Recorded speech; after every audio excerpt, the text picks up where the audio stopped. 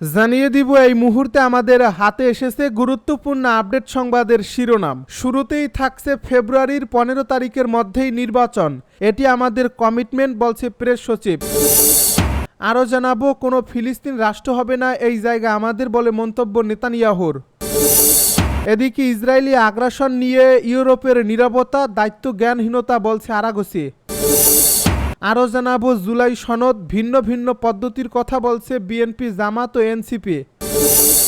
সব শেষে জানিয়ে দিব বিএনপি নেতা ফখরুলের মন্তব্য, দিল্লি থেকে নির্বাচন বানচালের ষড়যন্ত্র করতে পারে আওয়ামী লীগ। এতক্ষণ শুনছিলেন হাতে থাকা আপডেট সংবাদের শিরোনাম, এবারে বিস্তারিত। তবে তার আগে অনুরোধ রইল ভিডিওটিতে একটি লাইক এবং কমেন্ট করে জানিয়ে দিন ভিডিও সম্পর্কে আপনার মূল্যবান মতামত। আরও জানিয়ে দিন ভিডিওটি কোথা থেকে দেখছেন বা কোন জেলা থেকে দেখছেন। ফেব্রুয়ারির 15 তারিখের মধ্যেই নির্বাচন, এটি আমাদের কমিটমেন্ট, বলছে প্রেস সচিব। নির্বাচনের সময় পেছানোর কোনো সম্ভাবনা নেই বলে জানিয়েছেন অন্তর্বর্তী সরকারের প্রেস সচিব শফিকুল আলম। তিনি বলেন, নির্বাচন ফেব্রুয়ারির প্রথমার্ধেই হবে, এটি আমাদের অন্তর্বর্তী সরকারের একটি কমিটমেন্ট। আজ শুক্রবার মাগুরার শ্রীপুর উপজেলায় মুসলিম রেশেন সার কবি ফররুখ আহমেদের গ্রামের বাড়ি পরিদর্শনকালে সাংবাদিকদের প্রশ্নের জবাবে তিনি একথা বলেন। বিভিন্ন রাজনৈতিক দল নির্বাচন নিয়ে ভিন্ন বক্তব্য দিচ্ছেন, এতে নির্বাচন নিয়ে জনগণের মধ্যে বিভ্রান্তি সৃষ্টি হচ্ছে কিনা এমন প্রশ্নের জবাবে প্রেস সচিব বলেন, দল থাকলে মতপার্থক্য থাকবেই, না হলে ভিন্ন দল কেন হয়? আপনি যদি আমার মতই হবেন তাহলে তো আপনি আমার দলেরই লোক, সেজন্য রাজনৈতিক দলের মধ্যে ভিন্ন মত থাকবেই। কিন্তু আমরা আবারও বলছি, নির্বাচন ফেব্রুয়ারির 15 তারিখের মধ্যেই হবে। কেউ যদি আগামী নির্বাচন বানচালের চেষ্টা করে সেটি সম্ভব হবে না বলে মন্তব্য করেছেন শফিকুল আলম। আগামী জাতীয় নির্বাচনটি দেশের জন্য গুরুত্বপূর্ণ জানিয়ে প্রেস সচিব বলেন, বাংলাদেশে এই নির্বাচনটা খুবই গুরুত্বপূর্ণ একটি নির্বাচন। এটি সামনের নির্বাচনগুলোকে দিক নির্দেশনা দেবে এবং বাংলাদেশের রাজনীতিকেও সামনে এগিয়ে নেওয়ার দিক নির্দেশনা দেবে। কোনো ফিলিস্তিন রাষ্ট্র হবে না এই জায়গা আমাদের, বলছে নেতানিয়াহু। কোনো ফিলিস্তিন রাষ্ট্র হবে না এই জায়গা আমাদের বলে মন্তব্য করেছেন ইসরায়েলি প্রধানমন্ত্রী বেঞ্জামিন নেতানিয়াহু। বৃহস্পতিবার অধিকৃত পশ্চিম তীরে একটি বৃহৎ বসতি স্থাপন প্রকল্পে স্বাক্ষর অনুষ্ঠানে তিনি মন্তব্য করেন। শুক্রবার সংবাদ মাধ্যম আল জাজিরার এক প্রতিবেদনে এই তথ্য জানানো হয়েছে। সংবাদ মাধ্যমটি বলছে, প্রধানমন্ত্রী বেঞ্জামিন নেতানিয়াহু অধিকৃত পশ্চিম তীরে নতুন বসতি স্থাপন প্রকল্প আনুষ্ঠানিকভাবে অনুমোদন দিয়েছেন। বিশ্লেষকদের মতে এই প্রকল্প বাস্তবায়িত হলে ভবিষ্যতে ফিলিস্তিনি রাষ্ট্র গঠন কার্যত অসম্ভব হয়ে পড়বে। এর আগে বৃহস্পতিবার নেতানিয়াহু এই পরিকল্পে সই করেন, যা পশ্চিম তীরকে দুই ভাগে বিভক্ত করবে। মালে আদুমিম বসতিতে এক অনুষ্ঠানে নেতানিয়াহু বলেন, আমরা আমাদের প্রতিশ্রুতি পূরণ করছি, কোনো ফিলিস্তিন রাষ্ট্র হবে না এই জায়গা আমাদের। তিনি আরও জানান, আমরা আমাদের ঐতিহ্য, আমাদের জমি এবং আমাদের নিরাপত্তা রক্ষা করব। আমরা এই শহরের জনসংখ্যা দ্বিগুণ করব। ইসরায়েলি আগ্রাসন নিয়ে ইউরোপের নীরবতা, দায়িত্ব জ্ঞানহীনতা, বলছে আরাগসি। ইরানের পররাষ্ট্রমন্ত্রী আব্বাস আরাগসি যুক্তরাষ্ট্র ইসরায়েলের আগ্রাসনের বিষয়ে ইউরোপের 3 দেশের দায়িত্ব জ্ঞানহীন অবস্থানের তীব্র সমালোচনা করেছেন। একই সঙ্গে তিনি তাদের পক্ষ থেকে স্ন্যাপব্যাক প্রক্রিয়া সক্রিয় করার হুমকিকেও নিন্দা জানান। বৃহস্পতিবার রাতে জাতিসংঘ মহাসচিব অ্যান্তোনিও গুতেরেসের সঙ্গে এক টেলিফোন আলাপে আরাগসি এসব মন্তব্য করেন। এ সময় তিনি পারমাণবিক অস্ত্র বিস্তার রোধ চুক্তি অনুযায়ী ইরানের জনগণের অধিকার ও স্বার্থ রক্ষার অঙ্গীকার পুনর্ব্যক্ত করেন।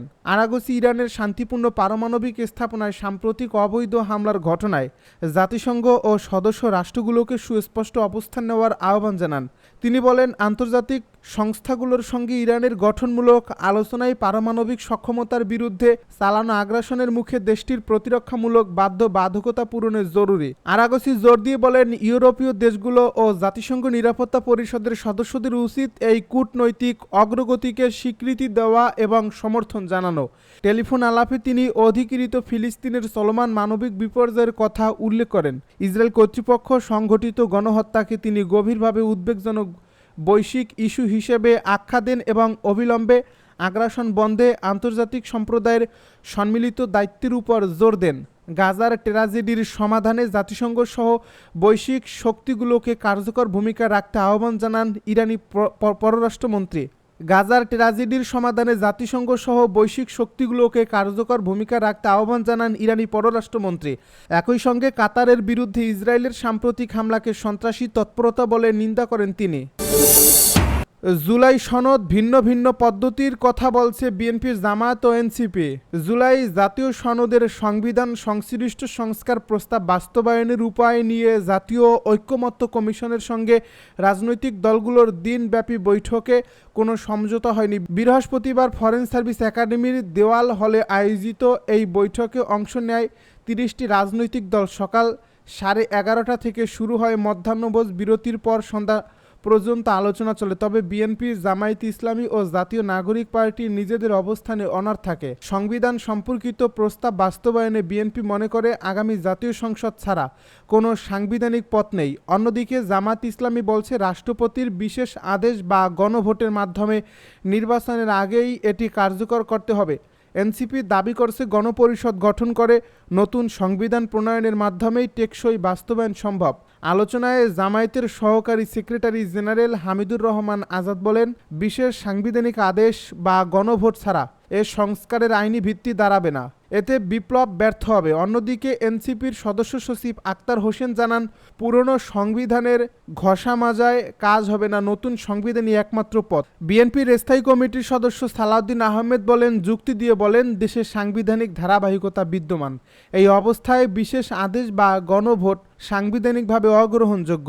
এখন সনদ কার্যকর করা হলে দেশে দুটি সংবিধান চলবে এবং যে কোনো নাগরিক আদালতে তা চ্যালেঞ্জ করতে পারবে। তিনি প্রস্তাব দেন, সব দল এখন সনদে স্বাক্ষর করুক এবং আগামী সংসদ নির্বাচনী ইস্তেহারের বাস্তবায়নের অঙ্গীকার করুক।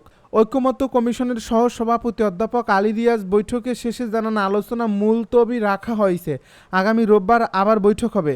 তবে তিনি বলেন, দুটি বিষয়ে ঐকমত্য হয়েছে, সংবিধান সংশ্লিষ্ট নয় এমন প্রস্তাব অন্তর্বর্তী সরকারের অধ্যাদেশে বাস্তবায়ন করা যাবে এবং সংশ্লিষ্ট কর্তৃপক্ষের আদেশ বিধি প্রণয়নের মাধ্যমে বাস্তবায়নযোগ্য বিষয়গুলো সরকার ও কর্তৃপক্ষ বাস্তবায়ন করতে পারবে।